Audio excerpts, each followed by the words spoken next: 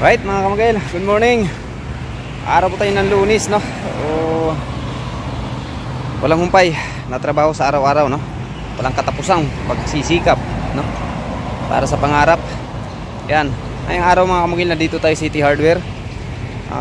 Susubukan natin mga kamagil kasi may factory defect na ilaw, no? Strip light yung binili namin at napakataas pa nito. Ibabalik natin siya sa City Hardware. Titingnan natin kung papalitan ba nila. Pero may resibo naman mga kamugil. Titingnan lang natin mga kamugil. Bali ito yung papalitan natin na strip light, no? Papalitan natin. Tingnan natin mga kamugil kung papalitan ba talaga nila. Alright mga kamugil, no? So yan. Dito na naman tayo sa City Hardware. Binalikan natin mga kamugil yung strip light na sinauli natin mga kamugil, no? Bali replacement lang yun, no?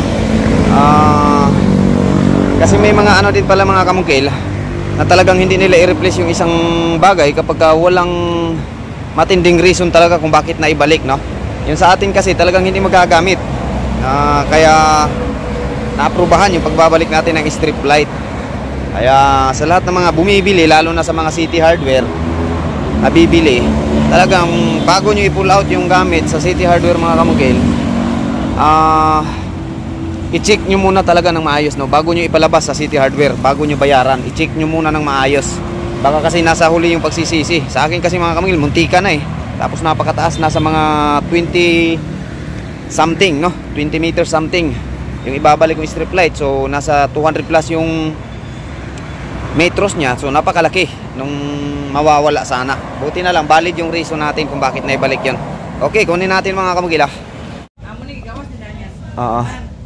Alright mga kamangil, so andito na tayo sa City Hardware. Bago natin i-claim yung pa-replace natin na ilaw mga kamangil, ito muna yung dinaanan ko, router, no? Kailangan natin to para sa mga modular natin mga kamangil. Ayan na, nag-promo kasi mga kamangil. Tsaka unang-una, mahilig talaga ako sa, ayan, Lotus, oh, shoutout.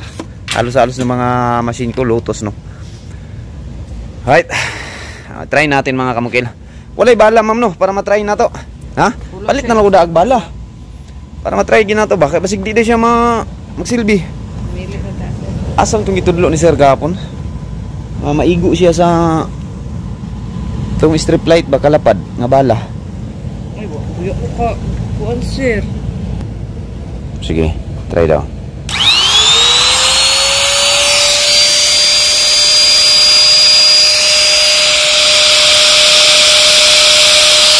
Wala mga previous? Saan mo na? Ayay ka.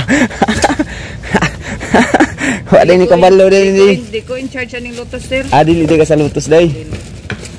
Sige na lang, ako na day kuan na kung asa ni gamiton. In charge day nakabuluan ni. Kini no. Sa unsa day ka nga kuan ma'am? Maxil. Maxil ka. Ay Maxil, demolisyon ako. Maxil man to, dili ka. Oh. Sige, sige. Isukat sa nato ni mama. Katong blade nya. Right mga kamukil, ito yung strip light na binalik natin mga kamukilo. Yun yung pinaka problema.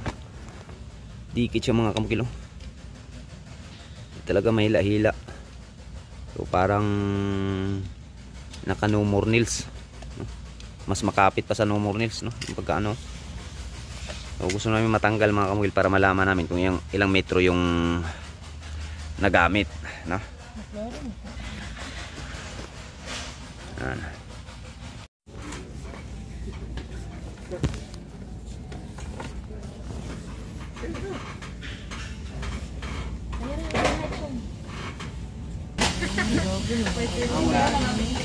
Ayan mga kamukilo, grabe ang dikit nya. So first time yung nakasalimuhan ng ganito mga kamukilo. Nakailang rulyo na tayo, bundle na tayo ng strip light na ginagamit natin. Dito lagi ako bumibili mga kamugil. City Hardware, Panabo. Kung saan yung project natin, laging City Hardware ako pumupunta. So ayan, kailangan talagang tanggalin mga kamugil para malalaman din nila sir kung ilang meters yung i-replace nila. Ayan o.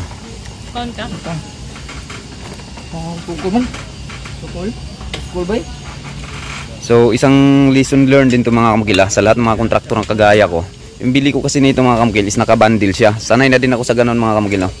So ngayon, naranasan ko na rin ganito. Dapat pagka isang bundle, ipapaano talaga natin mga kamukil para hindi na hassle para sa time natin mga kamukil bilang isang kontraktor.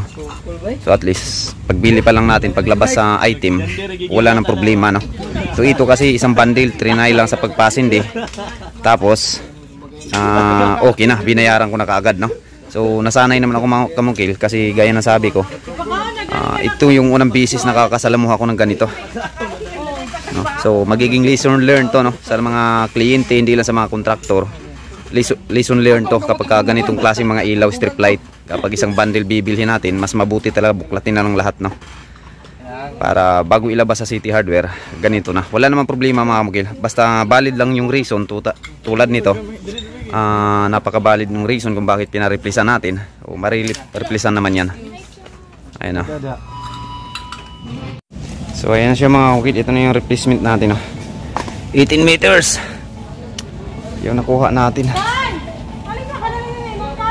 Sila mamo. Bali yung ano mga kamukil, talagang hindi siya nahubad, no? Napakadikit niya. Ayan, no?